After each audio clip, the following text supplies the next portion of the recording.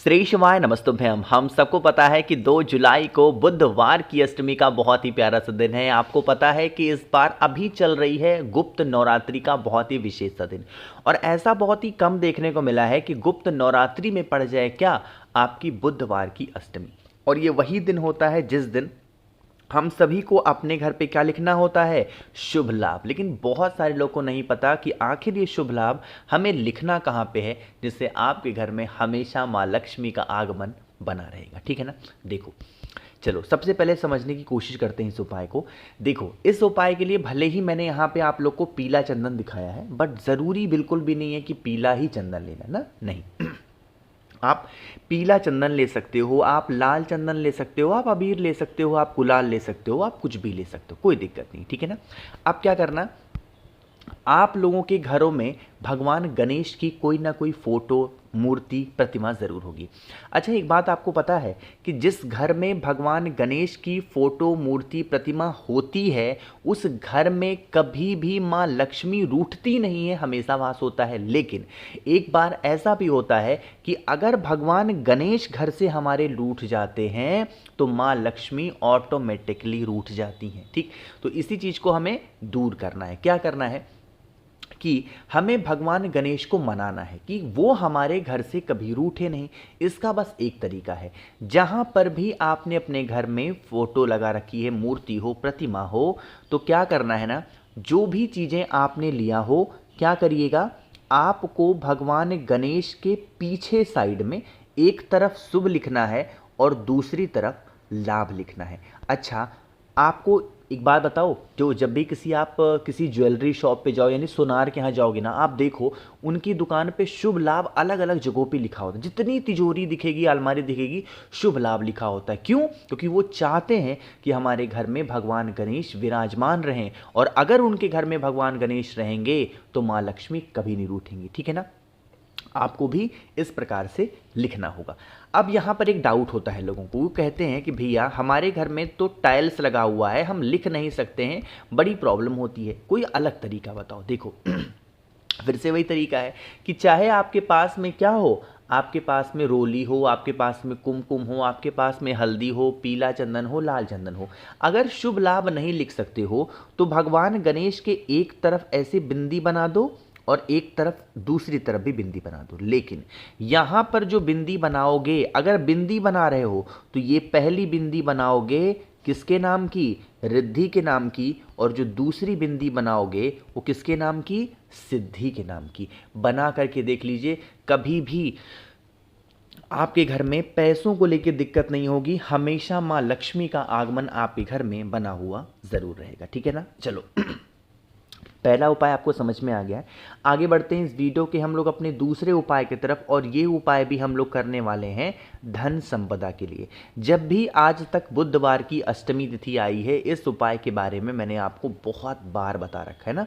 ये बहुत स्पेशल उपाय है। अगर आपके घर में पैसों की कमी है या फिर कर्ज में डूबे जा रहे हो, कर्जे खत्म नहीं हो पा रहे हैं, तो आप इस उपाय को करेंगे। इसके लिए हम सभी को 9 शमी के पत्तों की आवश्यकता पड़ेगी। आज के टाइम पे तो मैक्सिमम घरों में शमी के पत्ते लग चुके हैं ना, आपको पता होगा, लग गए हैं। तो 9 शमी के पत्ते लेना। 9 शमी के पत्ते लेने के बाद में एक आप तांबे का लोटा भी ले लो जिसके अंदर जल भरना। ठीक, अब पहुंच जाना है महादेव की शिवलिंग के पास में, है ना। यहाँ पर जो मैं कुछ कर लूँगा आप बहुत ध्यान से देखिएगा। सबसे पहला काम करना है, एक लोटा जल महादेव के शिवलिंग के ऊपर समर्पित करना, श्री शिवाय नमस्तुभ्यम का जप करके। अब देखो, आपके पास में कितने शमी के पत्ते हैं, जल्दी से बताओ। 9 है ना। 9 में से आप लोगों को 3 शमी के पत्ते निकाल लेने हैं। ठीक, और यही जो 3 शमी के पत्ते आपने 9 में से निकाले हैं ना, इनको क्या करना है, नहीं सॉरी 3 नहीं, आपको 5 शमी के पत्ते। ठीक, 9 में से क्या करने हैं, 5 शमी के पत्ते निकालना और उन 5 शमी के पत्ते को भगवान गणेश के स्थान पे, जो कि शिवलिंग के राइट साइड का जो स्थान होता है, किसका होता है? भगवान गणेश का, तो उन्हीं के स्थान पे समर्पित करना। अब जब आपने 5 निकाल लिए थे 9 में से, तो आपके पास में कितने शमी के पत्ते बचे हैं? बताओ जल्दी से। 4 ही तो बचे हैं। अब जो 4 बचे हुए शमी के पत्ते हैं, उन 4 में से 3 शमी का पत्ता महादेव के शिवलिंग के ऊपर चढ़ा देना है ना।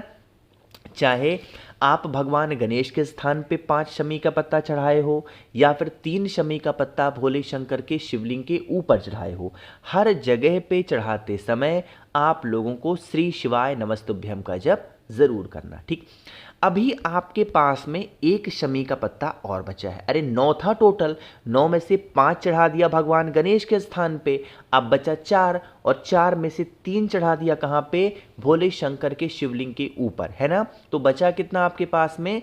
सिर्फ और सिर्फ 1 शमी का पत्ता, है ना। अब उस 1 शमी के पत्ते को अपने पास में रखना है ना।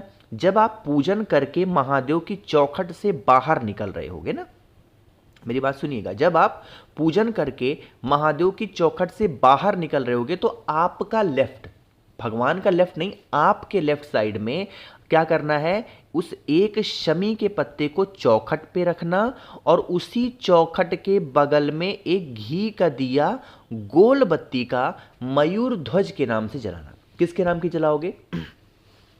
मयूर ध्वज के नाम से जला देना। अगर आप इस उपाय को कर लेते हैं बहुत ही सच्ची श्रद्धा, सच्ची भक्ति, सच्चे मन के साथ में, तो आपके घर में कभी भी पैसों को लेकर के कोई दिक्कतें नहीं हो सकती।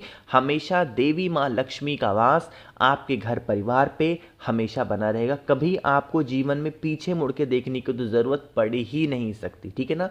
बस करिएगा नियम के हिसाब से, ठीक है ना। तो यहाँ पे हम लोगों ने बात कर ली है अपने 2 उपाय की। आगे बढ़ते हैं इस वीडियो के हम लोग अपने तीसरे उपाय की तरफ। लेकिन ये उपाय हमें करना कैसे है, कहाँ पे करना है, इसकी बातें हम तब करेंगे जब आप सब लोग कर देंगे वीडियो को लाइक। जिसने अभी तक चैनल को सब्सक्राइब नहीं किया, मेरी आवाज़ आप पहली बार सुन रहे हैं, चैनल को ज़रूर सब्सक्राइब करेंगे, ठीक है ना। देखो अब यहाँ पर मेरी बातों को सुनिएगा ध्यान से। आपके पास में 2 ऑप्शन का मतलब 2 चीज़ें लेनी है। ये उपाय स्पेशली हम लोग करने वाले हैं रोग मुक्ति के लिए। जैसे घर परिवार में, फैमिली में अगर आपके कोई ऐसा इंसान है ना जो बहुत ज़्यादा बीमार पड़ता है, उसकी बीमारियाँ ही नहीं ख़त्म हो पा रही हैं, देन आप इस उपाय को ज़रूर करेंगे। इसके लिए आपको 2 चीज़ें चाहिए। कौन कौन सी? एक तो आपको लेना होगा इस प्रकार से काला तिल। देखो गिनती मत करिएगा, बस 1 चुटकी काला तिल लो, और बुधवार की अष्टमी का जो दिन होता है स्पेशली समर्पित होता है भगवान गणेश को, और भगवान गणेश को मूंग के दाने बहुत प्रिय हैं। तो 1 चुटकी काला तिल और 1 चुटकी आपको मूंग के दाने भी लेने होंगे, है ना। फिर तांबे का लोटा ले लो, उसके अंदर जल भर लो। ध्यान रखिएगा जो मूंग के दाने आपने लिए हैं जितने भी, उनमें से 5 मूंग का दाना कलश के अंदर और 5 काला तिल जो है ना वो भी कलश के अंदर डाल देना। जो भी व्यक्ति घर में आपके बीमार पड़ा है, वो इंसान ठीक नहीं हो पा रहा, दवा करा के आप थक चुके हो, एक बार इस कलश को उस व्यक्ति के हाथों से स्पर्श करा देना, टच करा देना, ठीक है ना। टच वगैरह कराने के बाद में आप इसे लेकर के पहुंचेंगे महादेव की शिवलिंग के पास में। मेरी बातों को सुनिएगा। जो आपके पास में मूंग के दाने होंगे, उन मूंग के दाने को कहाँ समर्पित करोगे? बचे हुए माता अशोक सुंदरी के स्थान पे। और जो आपके पास में काले तिल हैं उसे कहाँ चढ़ाओगे? भोले शंकर के शिवलिंग के ऊपर, और बाकी का जो जल होगा वो सीधा महादेव के शिवलिंग के ऊपर। मैंने अभी भी आपको बताया, जब भी हम रोग बीमारी का कोई भी उपाय करते हैं तो किसका ध्यान करते हैं? कुंदकेश्वर महादेव का स्मरण करते हैं, ठीक है ना। करके देखिए इस उपाय को, आपके घर से जो रोग बीमारियां होंगी वो धीरे धीरे करके कहाँ गायब हो जाएंगी आपको पता नहीं चलने वाला, ठीक है ना। चलिए, तो यहाँ पे हम लोगों ने बात कर ली है अपने 3 उपाय की। सबसे आखिरी उपाय की बात हम लोग करने जा रहे हैं जो कि चौथा है। उससे पहले जल्दी से जिसने अभी तक चैनल को सब्सक्राइब नहीं किया ज़रूर करिएगा चैनल को सब्सक्राइब, ठीक। देखो ये उपाय स्पेशली इच्छा पूर्ति का है, और ये उपाय मैंने कई बार आप लोग को बता रखा है। कुछ भी नहीं करना, सिर्फ 1 बेलपत्र ले लो बस। महादेव को अगर रिझाना है ना, मनाना है ना, सिर्फ 1 बेलपत्र लो। बेलपत्र को पहुंचते ही सबसे पहला काम करो, 3 जगहों पे स्पर्श कराओ। पहला स्थान माता अशोक सुंदरी, दूसरा स्थान माता का हस्तकमल और तीसरा भोले शंकर के शिवलिंग के ठीक ऊपर। यहाँ पर आप लोगों को क्या करना है, बेल पत्र को समर्पित करना है। जो भी व्यक्ति अपनी मनोकामना कह के इन 3 स्थानों पर बेल पत्र को समर्पित कर देता है, उसकी बरसों पुरानी जो मनोकामना होती है वो पूरी ज़रूर हो जाती है। मैंने कोशिश की आप सभी को सारी चीज़ों को अच्छा बताने की। वीडियो पसंद आई हो तो लाइक करिएगा, कुछ पूछना है नीचे कमेंट सेक्शन में पूछें, और मेरे जितने भी भाई बहन आवाज़ आज मेरी पहली बार सुन रहे हैं, चैनल को ज़रूर सब्सक्राइब करेंगे। श्री शिवाय, नमस्तुभ्यम।